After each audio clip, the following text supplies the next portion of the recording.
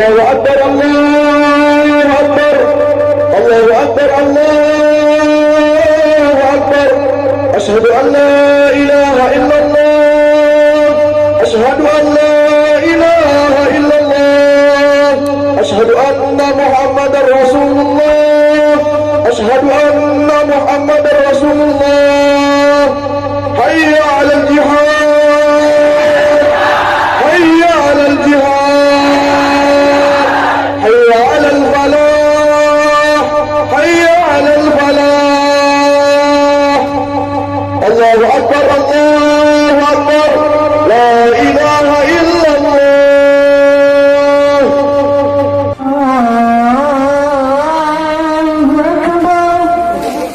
أشهد أن لا إله إلا الله أشهد أن لا إله إلا الله أشهد أن محمدا رسول الله أشهد أن محمدا رسول الله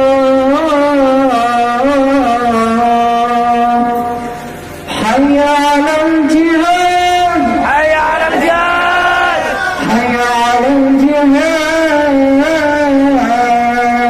حي على الجهاد. Kita tentunya mengenal yang namanya jihad. Namun kita harus tahu jihad itu seperti apa. Jangan bicara jihad kalau emosi itu setan, bukan jihad namanya. Hadirin hadirat, beda antara emosi dengan jihad. Kalau seandainya jihad, Rasul bilang jangan memukul wajah, jangan menyerang wanita dan anak-anak, jangan menyerang yang tidak bersenjata, jangan menyerang yang tidak menyerang. Nah, itu namanya jihad.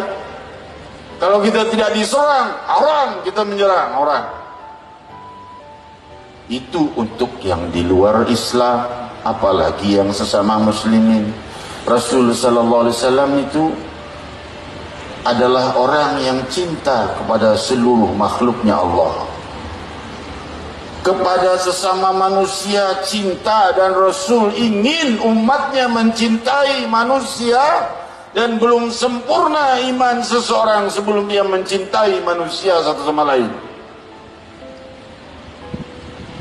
Jika seseorang mencintai muslimin saja, tidak menyayangi orang-orang yang di luar Islam, maka belum sempurna imannya seperti Sayyidina Muhammad. Ya, tidak ada yang bisa imannya sama seperti Nabi Muhammad tentunya. Tapi paling tidak kita mengambil sebutir saja daripada mutiara-mutiara keindahan budi pekerti Nabi Muhammad, dari rahasia kemuliaan Isra wal Mi'raj Nabi Muhammad sallallahu alaihi wasallam.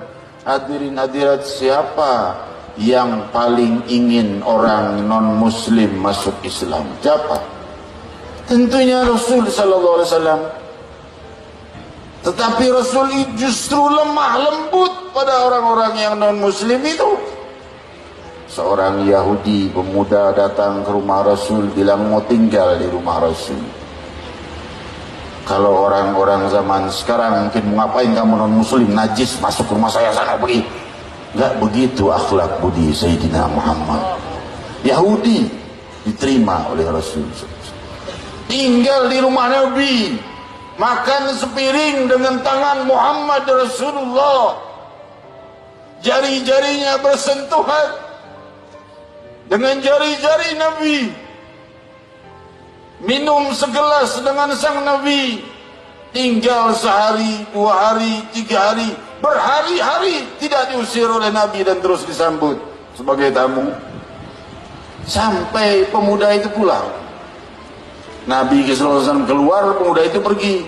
Nabi pulang, pemuda sudah tidak ada. Kemana itu orang Yahudi? Nabi tidak berkata, kamu masuk ke rumahnya aku, kamu harus masuk Islam, aku ini Nabi pembawa Islam. Tidak berkata demikian.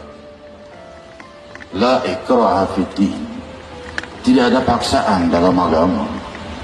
Maka hadirin hadirat, Rasul malah apa yang diperbuat, bukan bersyukur, syukur dah Yahudi udah keluar dari rumah gue.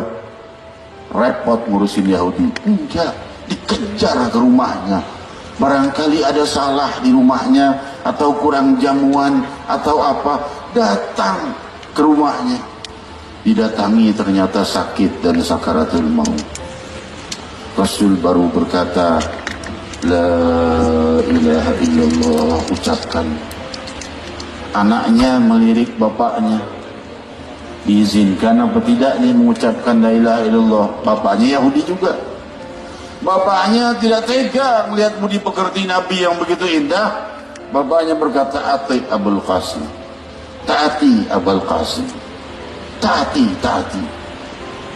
Bapaknya tidak masuk Islam, tapi ngelihat budi pekerti kepada anaknya dan jasa besar, anaknya udah tinggal di rumah Nabi, ya udah taati aja Abul Qasim. Maka ia mengucap la ilaha illallah Muhammad Rasulullah.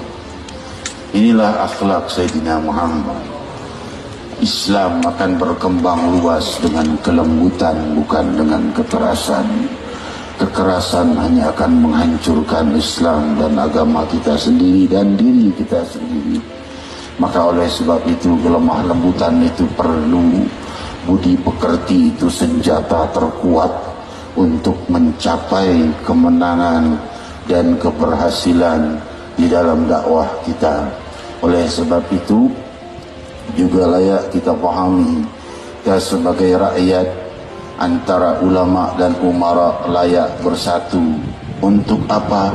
Untuk supaya terjadinya pembenahan masyarakat yang baik.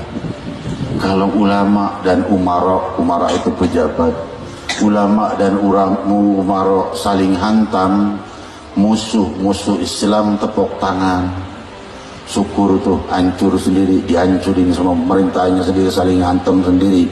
Jangan begitu ya.